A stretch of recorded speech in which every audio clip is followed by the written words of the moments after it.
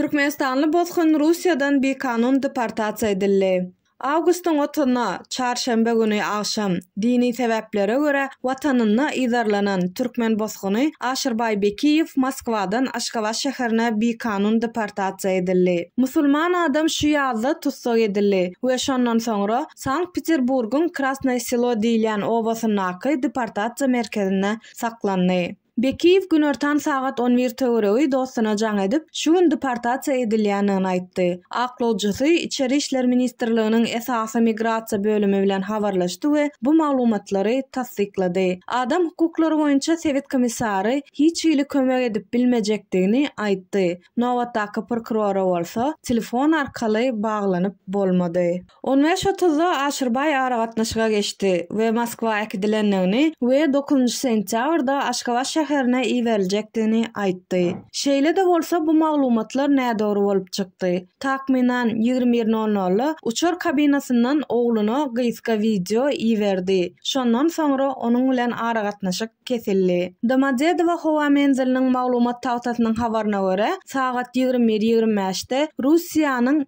S-7 aviakompaniýasynyň uçary Moskwadan Aşgabat şäherine urady. Aşyrbay Bekiýewiň işi 2016-njy ýylda Türkmenistandan ekstradisiýa haýyşy boýunça Sankt-Peterburgda tutsak edilenine medpuat we adam hukuklary aktivistleriniň öňüni özüne çekdi. Aýplamalaryň açaçan bolanlygyna garamazdan baş prokuratura ony ekstradisiýa etmek kararyna geldi. Şeýle de bolsa Aşyrbay 2017-nji ýylyň maý aýynda adam hukuklary boýunça Ýewropa Kadyýetiniň mejburi öz ýurduna gaýdyp gelmegine gadagan edýän Kadyýet kadalarynyň 39-njy kadasynyň ulanyljakdygy barada karar çykandan soň boşadyldy. Aşyrbay Bekiýew pasportynyň möhleti gutoranlygy sebäpli Russiýadan çykyp bilmedi. Bu migrasiýa kanunlaryny bozmakda aýplanmak üçin esas boldy. 2023-nji ýylyň martynda polisiýa ona 5 ýyl Russiýa girmegine gadagan etmek barada karar çykardy. Gadaganlyk şikaýet edildi.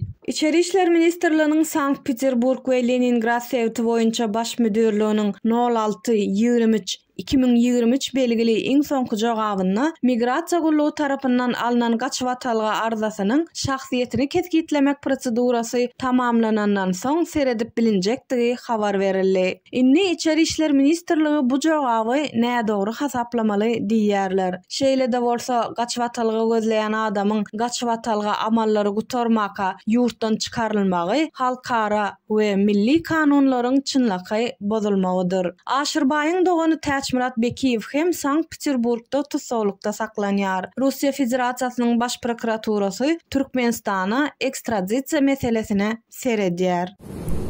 Assalamu alaykum wa rahmatullah. Opşym samalýada mendigine. Alhamdulillah.